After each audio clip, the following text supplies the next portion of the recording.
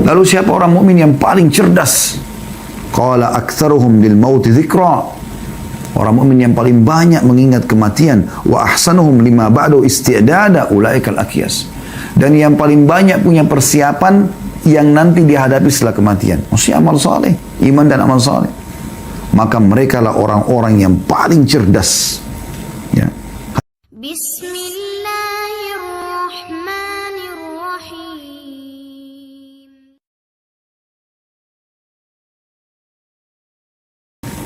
Teman-teman sekalian, dunia ini adalah tempat sementara. Saya ulangi lagi, dunia ini tempat sementara dan bukan menjadi target utama bagi orang beriman. Apapun yang kita miliki di dunia ini akan kita tinggalkan. Sebagaimana kita lahir di muka bumi ini dengan badan telanjang dan dibungkus dengan satu lembar selimut di awal lahir, dan kita menangis pada saat itu.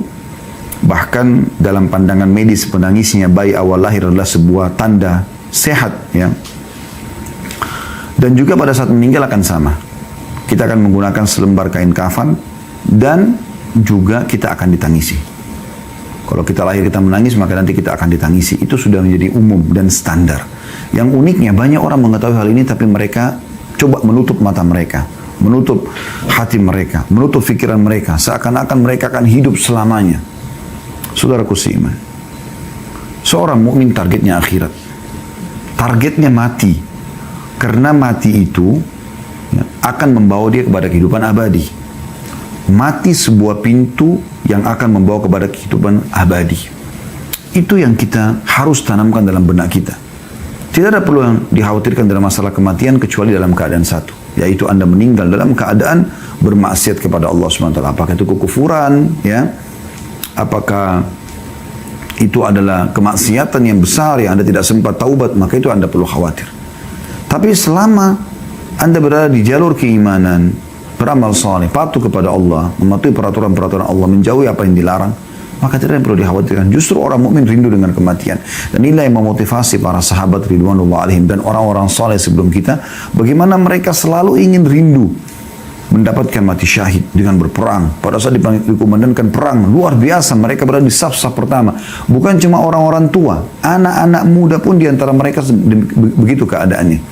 Kita dengarkan kisah bagaimana Abdullah bin Abbas, Abdullah bin Umar, Abdullah bin Amr bin As dan sahabat-sahabat Nabi yang lain yang masih kecil-kecil umurnya di perang Badr. Pada saat Nabi SAW panggil atau di perang Uhud, maka mereka berlumba-lumba ingin berada di jalur peperangan tersebut supaya mereka ikut, karena mereka sudah tertanamkan memang target kita bukan dunia, semuanya akan kita tinggalkan, ya. Para sahabat ridwanullah alaihim, mereka itu tidak pernah merasa sedih kalau ketinggalan apapun atau kehilangan apapun dari urusan dunia, apapun itu, walaupun besar di mata orang. Yang mereka sedih justru kalau mereka terlewatkan waktu untuk beribadah, luput dari sholat berjamaah di masjid, luput dari sholat malam, luput dari membaca Al-Quran yang sudah dijadwalkan, luput dari sedekah, luput dari segala macam perbuatan kebaikan ini. Disitulah mereka merasa sedih. Tapi kalau dunia mereka gak pusing. Karena memang kata Nabi SAW, raka'atai al-fajr khairu minad dunya wa ma fiha. 2 rakaat sholat sunnatul fajr lebih baik daripada dunia dan seluruh isinya. 2 rakaat saja yang kita kerjakan cuma 2-3 menit. Setiap subuh Anda bisa dapatkan itu. Tidak ada sesuatu yang menjadi target utama orang beriman, ya, di dunia ini, kecuali hanya dia tunggangi dunia untuk kebutuhan akhiratnya. Apapun yang dilakukan hubungkan dengan masalah akhirat. Makan, minum, semua itu dikonsumsi karena memang kita memberikan hak tubuh kita sehingga bisa bernilai pahala di sisi Allah Subhanahu wa taala, bukan hanya sekedar menghilangkan lapar haus, maka akan jadi mubah kalau itu niatnya. Tapi kalau kita niatkan karena memberikan hak jasad yang Allah sedang amanahkan, dan rasa lapar, rasa haus ini Allah yang munculkan supaya kita memberikan hak tubuh kita, dan kita gunakan agar tubuh kita lebih kuat dalam beribadah kepada Allah SWT, di situ akan nilai pahala. Ya. Begitu juga dengan tidur, awalnya mubah, bisa menjadi sunnah, bisa menjadi ibadah. Kalau Anda niatkan memberikan hak tubuh, Anda mengantuk, Anda letih, berarti tubuh kita sedang butuh istirahat. Anda tangkap sinyal itu, kemudian Anda ya beristirahat, dan niat istirahat ini untuk menguatkan tubuh agar bisa lebih kuat beribadah kepada Allah Subhanahu wa taala. Mandi, bukan hanya sekedar mandi biasa. Mandi biasa supaya hilang rasa gerahnya itu mubah, tapi dia bisa menjadi sesuatu yang sunnah, ya, ibadah yang baik kalau Anda mengerjakannya karena ingin memberikan hak tubuh, dan juga supaya ya tampil lebih bersih dalam beribadah kepada Allah SWT. Sampai Imam Malik rahimahullah setiap kali mau menyampaikan hadis Nabi SAW, beliau selalu mandi, beliau menggunakan baju yang terbaik, beliau pakai wangi-wangian yang terbaik, gitu kan. Ya, begitu juga Imam Abu Hanifah rahimahullah setiap kali mau tampil mengajar ataupun beliau mau sholat malam, beliau selalu menggunakan pakaian yang terbaik, bukan untuk dipuji oleh orang, tapi karena ingin menggunakannya dalam ibadah kepada Allah Subhanahu wa taala, gitu kan? Maka di sini harus bisa diatur bagaimana niatnya, ya. Jangan pernah teman-teman targetnya dunia, karena akan pendek sekali, ya. Tapi kalau maksudnya pendek sekali targetnya, ya. Tapi kalau diniatkan untuk akhirat maka akan sangat luar biasa, ya.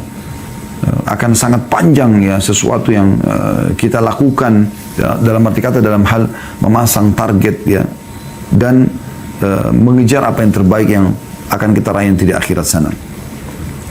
Kita akan buka dengan hadis Aisyah radhiyallahu anha, di mana beliau berkata bahwasanya Rasulullah sallallahu alaihi wasallam bersabda, "Man ahabba liqa Allahi ahabba Allahu liqa'ahu, wa man kariha liqa Allahi kariha Allahu liqa'ahu."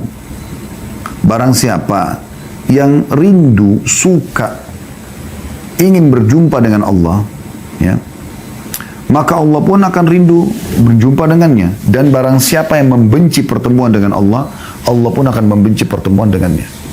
Ya, perhatikan di sini. Kemudian fakultu, ini jawaban nanti, ya. Kalau anda mengatakan apa hubungannya hadis ini dengan bahasan kita, coba perhatikan. Fakultu, kata Aisyah, maka aku berkata, ya Nabi Allah, wahai Nabinya Allah, akarahiyatul mauti fakulluna nakrahul maut. فقال ليس كذلك ولكن المؤمن إذا بشر برحمة الله ورضوانه وجنته أحب لقاء الله فأحب الله لقاءه وإن الكافر إذا بشر بعذاب الله وسخطه كره لقاء الله وكره الله لقاءه. Artinya, kata Aisyah radhiyallahu anha, apakah yang dimaksud benci akan kematian, wahai Nabi Allah? Tentu kami semua takut dengan kematian. Nah, di sini yang menjawab terhadap apa yang saya jelaskan dalam pembukaan kita, ya. Jadi orang mukmin tidak perlu takut. Aisyah mengatakan kami selama ini masih takut mati, gitu kan. Tapi dengarkan bagaimana setelah Nabi SAW menjelaskan kepada beliau. Kata Nabi SAW, bukan begitu maksudnya. Namun maksud yang benar adalah seorang mukmin jika diberi kabar gembira dengan rahmat, keridhaan serta surganya, nanti kalau mati itu masuk surga loh, nanti kan kita terima hasil amal-amal kita loh.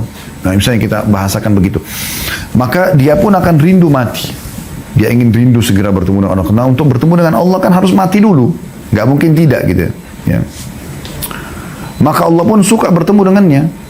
Dan barang siapa yang benci, jika orang kafir diberikan kabar tentang siksa Allah dan ahli maksiat, nanti kau akan dimasuk neraka, nanti kau akan disiksa, maka dia pun benci untuk bertemu dengan Allah, maka Allah pun benci bertemu dengannya. Hadis ini sahih riwayatkan Imam Muslim. Ulama cuma mengatakan ada dua jenis orang yang takut mati. Yang pertama takut yang tidak tercela, yaitu takut sebagai sifat orang mukmin. Misalnya dia takut nanti kalau dia mati amalnya masih kurang, ya, contoh. Nah, itu masih positif, ya. Jadi bukan takut karena kematian, tapi takut amalnya kurang. Itu sering dinukil dari para salafus saleh. Mereka memang khawatir jangan sampai mereka mati dalam kondisi, ya, amalnya masih kurang. Kemudian takut yang tercela adalah takut yang menunjukkan lemahnya iman karena tidak mau berpisah dengan dunia. Maka ini sangat, ya, buruk. Dan ini yang membuat umat Islam menjadi lemah. Justru nilai plus kita sebagai umat yang beriman kepada Allah pada saat kita justru tidak cinta dengan dunia dan tidak takut dengan kematian. Perhatikan hadisnya, hadis yang masyhur, ya. Hadis yang diriwayatkan oleh Abu Dawud dan Ahmad dan disahihkan oleh Syekh Albani melalui Thauban radhiyallahu anhu, qala Rasulullah sallallahu alaihi wasallam, bahwasanya Rasulullah SAW bersabda, yushiku al-umama an tada'a alaikum kama tada'a al-akalatu ila qas'atiha. Kata Nabi SAW, hampir saja para umat, maksudnya yang kafir, sesat, yang bermaksiat, mengurumuni kalian dari berbagai penjuru sebagaimana mereka berkumpul menghadapi makanan dalam piring. Jadi kalau ada makanan mau dihidangkan lalu dipanggil, ayo ayo makan yuk. Maka mereka sama-sama saling ngeroyokin satu nampan itu kan. Nabi SAW gambarkan kita seperti nampan di makanan itu umat Islam ini. Gitu kan. Faqala qailun min killatin nahnu yawma idzin. Maka salah seorang mengatakan, ya Rasulullah, apakah pada satu kami sedikit? Kenapa para sahabat menanyakan ini teman-teman sekalian? Karena memang di zaman beliau saja, di zaman Nabi Muhammad SAW, umat Islam sedikit sekali. Kota Madinah kota yang kecil ya, dibandingkan kota-kota umat Islam sekarang ini. Dengan jumlah sedikit, kota mereka kecil, persenjataan mereka masih sederhana. Orang-orang kafir pada ketakutan dengan kaum muslimin. Ya. Merasa segan. Maka sahabat ini mengatakannya, Rasulullah, waktu kami dikeroyokin itu nanti, apakah jumlah kami sedikit? Qala bal antum yawma idzin katsir. Ketahuilah pada hari itu kalian sangat banyak. Sekarang jumlah kita miliaran umat Islam. Walakinnakum butha'u ka butha'is sail. Tapi pada saat itu kalian seperti buih di lautan. Ya. Buih di lautan yang tidak ada ya, atau sampah yang dibawa oleh air hujan. Jadi kayak bawa arus dan nggak ada nilainya gitu ya. Wala yanzi'anna Allahu min suduri aduwikum al-mahabata minkum. Pada saat itu Allah sudah mencabut rasa segan dari musuh-musuh kalian. Wala yaghzifanna Allahu fi qulubikum al-wahan. Dan pada saat itu disebabkan dalam hati kalian tertanam penyakit wahan. Faqala qailun ya Rasulullah wa mal wahn. Intinya di sini sebenarnya kata seseorang, ya Rasulullah, apa itu wahan yang membuat akhirnya kami lemah, kami bisa dikeroyok oleh musuh ya. Kata Nabi SAW, qala hubbud dunya wa karahiyatil maut. Ini kuncinya. Cinta dunia, takut berpisah dengan dunia, dan juga benci dengan kematian. Bisa ditangkap ya? Relevansi antara dalil ini dengan apa yang kami sampaikan tadi di pembukaan. Seharusnya seorang mukmin atau setiap mukminah ya, itu menjadikan target mati itu sebagai target dia. Karena dengan mati, dia akan menjadi orang yang menuju kepada kehidupan abadi, bertemu dengan Tuhannya, bertemu dengan Rasulullah SAW, melihat hasil amalnya. Yang penting orang-orang beriman itu sibuk dengan masalah ya, amal solehnya. Kalau dia sudah tahu dia akan menuju ke akhirat, maka dia akan sibuk dengan amal soleh. Dia tidak akan ketinggalan sholat 5 waktu, tidak akan ketinggalan sholat-sholat sunnah. Dia terus meningkatkan kualitas dari ibadahnya dan kuantitas bagi ibadah yang boleh ditingkatkan kuantitasnya. Contoh misalnya, kalau yang sholat 5 waktu sudah nggak boleh tingkatkan lagi kuantitasnya. Memang sholat subuh sudah 2 rakaat, duhur, asar, isya 4 rakaat, maghrib 3 rakaat. Tidak mungkin ditambah rakaatnya, itu sudah baku. Nah ini kan ibadah yang tinggal ditingkatkan kualitasnya. Ya. Seperti on time, tingkatkan kualitas kehusyuannya, jumlah ayat bacaannya, jumlah bacaan-bacaan ruku dan sujudnya, tidaknya ragamnya semua divariasikan. Kemudian yang boleh ditambah seperti misalnya sedekah ya. Kalau tadi dia biasa sedekah 10.000 rupiah, dia sekarang sedekah 20.000 rupiah. Dia tingkatkan ke 50.000, dia tingkat 100.000 rupiah, dia tingkat ke 1 juta rupiah.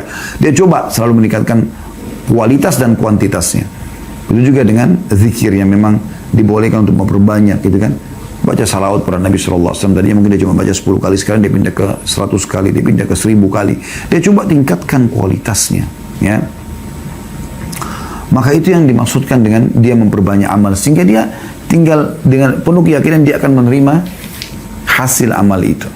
Karena Allah SWT mengatakan kan, "Wa may ya'mal mithqala dzarratin khairan yara." Siapa yang berbuat seperti biji sawi dari kebaikan dia akan lihat. "Wa may ya'mal mithqala dzarratin syarran yara." Siapa yang berbuat seperti biji sawi keburukan maka dia akan lihat. Ya. Ini poin perlu digarisbawahi. Nabi SAW mengingatkan dalam banyak hadis agar jangan kita terlalaikan dengan dunia dan selalu ingat tentang kematian karena dia setiap saat bisa datang. Di antaranya hadis yang masyhur riwayat An-Nasai, riwayat Tirmidzi, Ibnu Majah, riwayat Ahmad. Ya. Dan hadis ini dinilai hasan sahih ya. Menurut Syekh Albani, yaitu hadis Abu Hurairah radhiyallahu anhu di mana Nabi SAW bersabda, "Aktsiru dzikra hadhimil ladzat." Artinya perbanyak mengingat pemutus kelezatan dunia. Saya mati. Ingat setiap saat kita akan mati. Ya. Dan dalam kisah yang lain Ibnu Umar radhiyallahu anhu menceritakan, qala kuntu ma'a Rasulillah sallallahu alaihi wasallam faja'ahu rajulun minal ansar. Saya pernah duduk bersama Rasulullah SAW. Dan datanglah seorang laki-laki dari Ansar. Ya. Fasallama ala Nabi SAW, dia mengucapkan salam kepada Nabi SAW. Thumma qala, kemudian dia berkata, Ya Rasulullah, ayyul mu'minina afdal? Siapakah orang beriman yang paling baik, yang paling afdal, paling Allah cintai, paling besar pahalanya, paling mulia kedudukannya, paling tinggi derajatnya? Itu maknanya semua.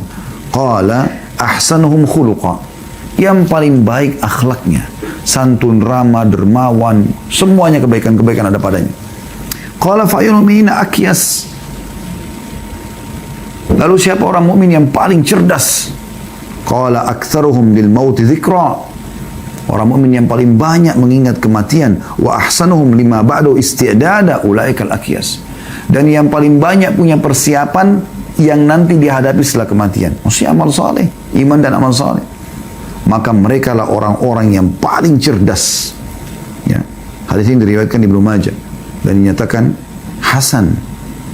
Juga dalam hadis Nabi SAW yang mengingatkan kepada kita bagaimana caranya agar kita lebih khusyuk dalam sholat, kita lebih semangat dalam ibadah, mengingat kematian. Kalau kita akan kembali, waktu kita terbatas.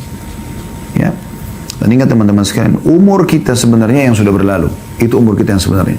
Kayak saya umur 46 tahun, inilah umur saya sebenarnya. Ini yang sudah pasti sudah saya laluin, sudah saya pakai gitu. Tinggal kalau di atas amal soleh kita berharap Allah kabulkan. Kalau ada dosa kita tinggal bertobat dan istighfar kepada Allah segera sebelum datang ajal. Jangan selalu berangan-angan dengan yang akan datang. Allahu a'lam. Berapa umur kita Allah kasih? Semoga Allah banyakkan umur kita di atas ketaatan. Tapi kita tidak pernah tahu berapa banyak lagi umur kita. Jangan terus-menerus lalai, selalu berangan-angan ulang tahun, lalu dirayakan seperti orang-orang kafir. Ini melalaikan. Makanya para ulama melarang acara ulang tahun itu. Karena memang melalaikan orang. Tiup lilin, kue, pesta-pesta, apalagi kemaksiatan dilakukan. Subhanallah, orang Islam bukan seperti itu keadaannya. Makin bertambah umur berarti makin dekat dia dengan liang lahatnya. Saya dan anda semua sedang menuju ke liang lahat. Kita tidak tahu siapa yang berdiri jatuh ke liang lahat tersebut. Kata Nabi SAW, agar kita bisa lebih khusyuk sholat, bisa lebih semangat dalam ibadah, Uzkuril mauta fi sholatik. Ya, kata Nabi SAW kepada seorang sahabat, ingatlah kematian dalam solatmu. Fa inna rajula idza dzakara al-maut fi salatihi, ya, fahariyun an yuhsina salatahu. Karena kalau dia ingat kematian dalam solatnya, dia akan memperindah solatnya. Wasul salata rajulin la yadhunnu annahu yusalli salatu atau salatan ghairaha wa iyyaka wa kull amrin ya'tadhiru atau yu'tadhiru minhu. Salatlah seperti orang yang tidak menyangka lagi bahwasanya ia masih punya kesempatan untuk salat. Hati-hatilah dengan perkara yang kelak malah engkau meminta udzur meralatnya. Maksudnya di akhirat. Dan tidak bisa lagi diperbaikin gitu. Ya. Ini teman-teman sekarang harus jadi sebuah pelajaran, ya. Sebuah peringatan buat kita. Kalau misalnya ada seseorang, saya sering kasih contoh ini, saya ingatkan kembali ya. Kalau misalnya ada seseorang divonis oleh dokter. Dokter mengatakan, umur Anda tinggal hari ini. Penyakit ini nggak bisa sembuh lagi sudah. Apa boleh buat? Sudah harus ya meninggal dunia. Seperti itulah. Lalu Anda masih punya kesempatan untuk sholat. Atau misalnya Anda ditangkap oleh musuh, ditawan, dan sudah tidak bisa lagi buat apa-apa. Musuh akan membunuh Anda. Anda masih dikasih kesempatan buat satu hal. Lalu Anda punya kesempatan untuk sholat. Habis sholat Anda dipenggal. Kira-kira bagaimana sholat Anda? Tentu Anda akan coba menjaga kekhusyuan kepada Allah Subhanahu Wa Taala. Harusnya kita tidak harus tunggu itu teman-teman. Karena malaikat maut jauh lebih hebat, ya, lebih dahsyat prosesnya dibandingkan dengan orang yang akan memenggal kepala Anda itu. Nabi SAW memastikan dalam hadits Ibnu Hibban Al-Baihaqi dengan sanad hasan, manfaat mengingat kematian ini, ya. Aktsiru dzikra hadhimir ladzat fa inna ma dzakarahu ahadun fi dhiqin min al-'aishi illa wasi'ahu 'alaihi wala fi sa'atin illa dhayyaqahu 'alaihi. Perbanyak mengingat pemutus kelezatan dunia, maksudnya kematian. Karena jika seorang mengingatnya saat kehidupannya sempit, maka ia akan merasa lapang. Dari lagi susah, dia akan tahu, oh, saya akan meninggal kok. Saya juga akan menuju kepada kehidupan abadi. Saya akan senang nanti di sana gitu. Ya. Dan kalau seandainya orang mengingatnya pada saat dia lagi lapang, ya, maka ia tidak akan tertipu dengan dunia. Imam Ad-Dahhak memberikan nasihat yang baik, dan ini dinukil oleh Al-Qurtubi dalam kitab At-Tadhkirah beliau. Orang yang mengingat mati, maka akan membantu dia menyegerakan taubatnya. Akan membuat hatinya penuh dengan qanaah, rasa cukup. Akan membuat dia semangat beribadah. 3 hal dia dapatkan. Dia akan segera bertaubat, dia akan selalu merasa cukup dengan apa yang ada, dan dia juga akan semangat ibadah. Sedangkan orang kalau lupa mati, sebaliknya, dia akan tunda-tunda taubat, dia tidak akan selalu cukup, merasa cukup dengan apa yang ada, dan dia akan bermalas-malas dalam ibadah. Mati ini teman-teman, bagaimanapun caranya kita coba menghindar, tidak akan pernah bisa luput. Sehebat apapun Anda berusaha untuk melepaskan diri dari kematian, kalaupun orang mau coba, tidak ada gunanya. Coba renungi bagaimana Allah mengatakan dalam surah Jum'ah ayat 8, dan ini kekal ditilawakan oleh orang beriman sampai menjelang hari kiamat nanti. A'udzu billahi minasyaitonir rajim, surah Al-Jum'ah ayat 8. Qul innal mauta alladhi tafirruna minhu fa innahu mulaqikum thumma turadduna ila 'alimil ghaibi wasyahadati fayunabbi'ukum bima kuntum ta'malun. Katakan hai Muhammad, serukan kepada semua orang, ya, sesungguhnya kematian yang kamu lari daripadanya, maka sesungguhnya kematian akan menemui kamu. Kemudian kamu akan dikembalikan kepada Allah yang mengetahui yang gaib dan yang nyata. Lalu dia Allah akan memberitahukan kepadamu apa yang telah kamu kerjakan. Kematian yang kau lari daripadanya pasti akan datang kepadamu. Dalam surah An-Nisa ayat 78 Allah juga mengingatkan potongan ayat, A'udzubillahi minasyaitonir rajim, aina ma takunu yudrikkumul mautu walau kuntum fi burujin musyayyadah. Dimanapun kau berada, kematian akan mendapatkan kamu. Pasti kau akan mati. Kendati pun kamu dalam benteng yang tinggi lagi kokoh. Kemudian dalam surah Ar-Rahman ayat 26 sampai 27 Allah juga mengingatkan, A'udzubillahi minasyaitonir rajim, kullu man 'alaiha fan wa yabqa wajhu rabbika dzul jalali wal ikram. Semua ada di muka bumi ini pasti akan binasa. Dan yang tetap kekal lazat Tuhanmu yang mempunyai kebesaran dan kemuliaan.